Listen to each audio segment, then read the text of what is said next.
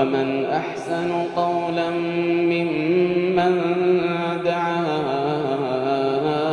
إلى الله وعمل صالحا ومن أحسن قولا ممن دعا إلى الله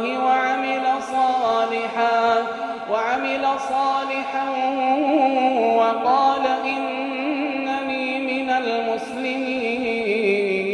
بسم الله الرحمن الرحيم. الحمد لله رب العالمين، وصلى الله وسلم وبارك على نبينا محمد وعلى آله وصحبه أجمعين.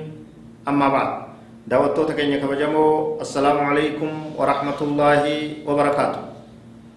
برنوتك إنك ولد دابتا واي فضائل القرآن الرادبتو قودا جافادا قبني دفن جراء اتدهادا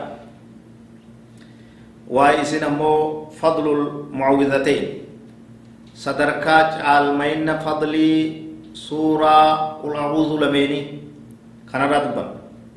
وعن عقبة بن عامر رضي الله عنه أن رسول الله صلى الله عليه وسلم قال: ألم ترى آيات أنزلت هذه الليلة لم ير مثلهن قط قل أعوذ برب الفلق وقل أعوذ برب الناس. رواه مسلم. نبي كان عليه الصلاة والسلام عقبة المعامرين كجين ساتين دقيني آية ولي دبود كتكا آيان أكيسي دامبوين كتكا آيان أكيسي دامبوين إسين سنجين دوب نبي صلى الله عليه وسلم فما يبسيبي قل أعوذ برب الفلق في قل أعوذ برب الناس سوراتنا لميني جين.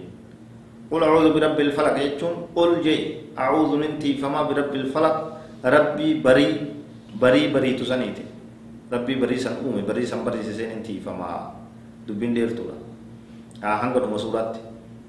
قل أعوذ برب الناس قل جي أعوذ ننتي فما برب الناس ربي إلمان نما كان أمي ربي نماتي ننتي فما جي سوراتنا لميني جندو صدركا بدو تقبدو تا هل كان إدابو فمتجي النبي صلى الله عليه وسلم. وعن أبي سعيد الخدري رضي الله عنه قال: كان رسول الله صلى الله عليه وسلم يتعوذ من الجان وعين الإنسان حتى نزلت المعوذتان فلما نزلتا أخذ بهما وترك ما سواهما. نبي كان صلى الله عليه وسلم أكا أبا سعيد الخدري وديست كان نتي نبي يتعوذ ربي كدتو تخا يا ربي نتيسي جيكا كدتو كمغم فتكتيفا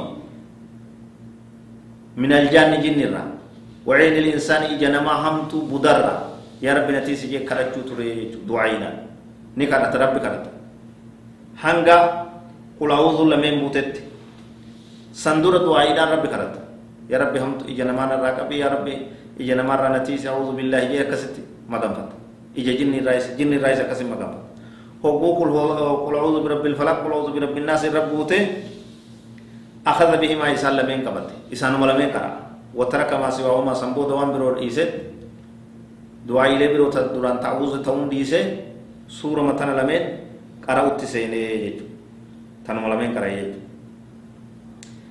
أكو مسان سورة لي تن لمن جبانne قرأو قمنا إسيد أنتيفمو قمنا ija namarraa ija jinniirraa shayxaanarraa waswaasarraa dawaadha jechuudha.